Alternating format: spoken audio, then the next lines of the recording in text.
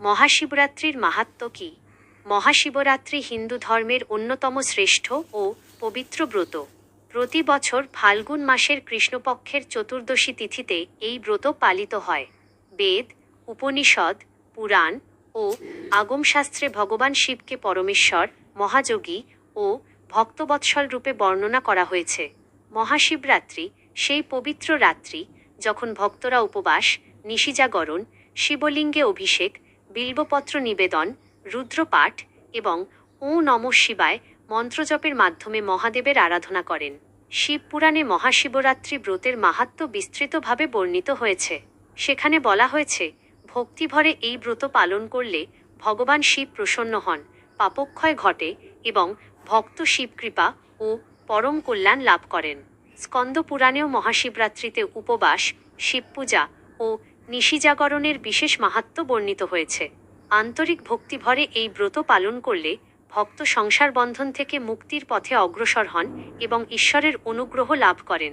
লিঙ্গ পুরাণ ও পদ্মপুরাণে শিবলিঙ্গে বিশুদ্ধ জল, গঙ্গা জল, দুধ, দধি, ঘৃত, মধু এবং বিল্বপত্র নিবেদনের বিশেষ মাহাত্ম্য বর্ণিত হয়েছে। বিল্বপত্রকে ভগবান শিবের অতি প্রিয় নিবেদন বলা হয়েছে এবং এটি পবিত্রতা, ভক্তি ও আত্মসমর্পণের প্রতীক হিসেবে বিবেচিত। অথর্বশীর উপনিষদে রুদ্রকে সর্বব্যাপী, সর্বকারণের কারণ এবং পরম ব্রহ্মরূপে বর্ণনা করা হয়েছে, যা শিবোপাসনার সর্বোচ্চ দার্শনিক ভিত্তি নির্দেশ করে।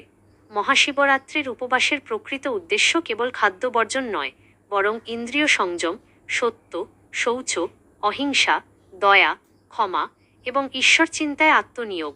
সারারাত জাগরণ আত্মিক জাগরণের প্রতীক, যা অজ্ঞান দূর করে জ্ঞান, বৈরাগ্য ও ভক্তির বিকাশ ঘটায়।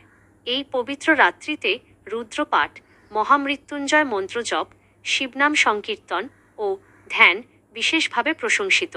অতএব সনাতন প্রামাণ্য শাস্ত্র অনুসারে মহাশিবরাত্রি কেবল একটি ধর্মীয় উৎসব নয়, এটি আত্মশুদ্ধি, তপস্যা, ভক্তি এবং শিবতত্ত্ব উপলব্ধির এক মহাপবিত্র সাধনার রাত্রি। শুদ্ধাচার, উপবাস, মন্ত্রজপ, রুদ্রপাঠ ও আন্তরিক ভক্তিভরে শিবের আরাধনা করলে ভগবান মহাদেবের কৃপায় ধর্ম, অর্থ, কাম ও মোক্ষ এই চতুর্বিধ পুরুষার্থ লাভের পথ সুগম হয়।